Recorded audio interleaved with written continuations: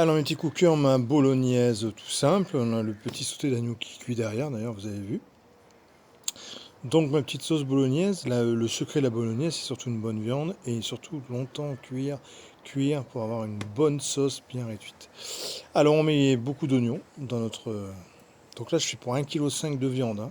Donc, autant vous dire, pour une bonne 13 belles assiettes de bolognaise, qu'on utilise aussi pour la moussaka, qu'on utilise aussi bien pour les lasagnes, mais là je les utilise pour les spaghettis bolognaise tout simplement.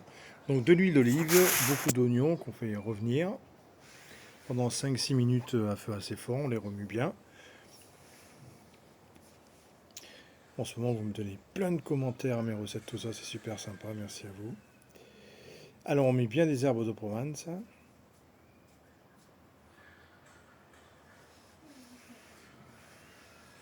Voilà. Purée d'ail. On peut mettre de l'ail haché si vous voulez, ou la purée d'ail si vous ne la trouvez pas. Vous mixez longtemps de l'ail dans un petit mixeur, ça fera une purée. Donc vous en mettez pas mal. Et on remue. Alors vous allez voir, moi j'ai une petite particularité, comme je la laisse cuire longtemps pour qu'elle ait vraiment beaucoup de goût. Je vais vous expliquer la petite particularité. Donc là je mets 2 bouteilles de jus de coulis de tomate. Donc je remue bien. Voilà.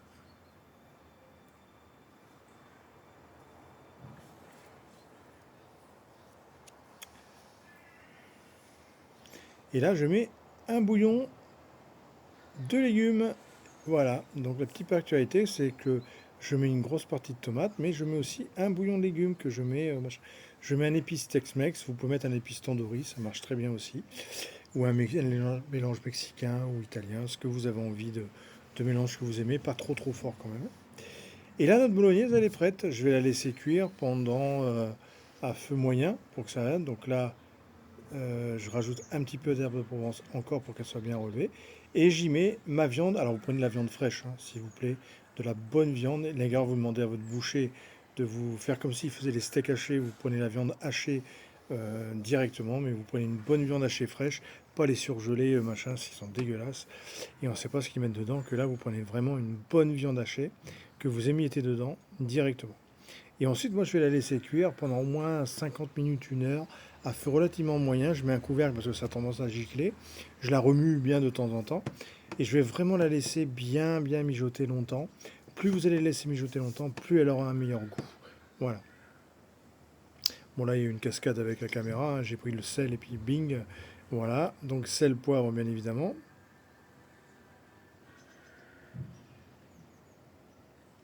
Salez pas trop si vous mettez un bouillon de volaille, hein, parce que ces bouillons, ils sont quand même très salés en général.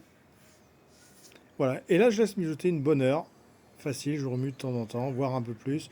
Je laisse vraiment réduire, et puis après j'aurai plus qu'à la mettre directement sur mes spaghettis. Vous cuisez des spaghettis à côté, hop, et vous les mettez dessus, ou vous les sautez dans une casserole avec la sauce, ça c'est à votre choix. Et voilà, vous voyez, comme là elle mijote, elle est parfaite, elle est belle. Allez, on la laisse bien mijoter.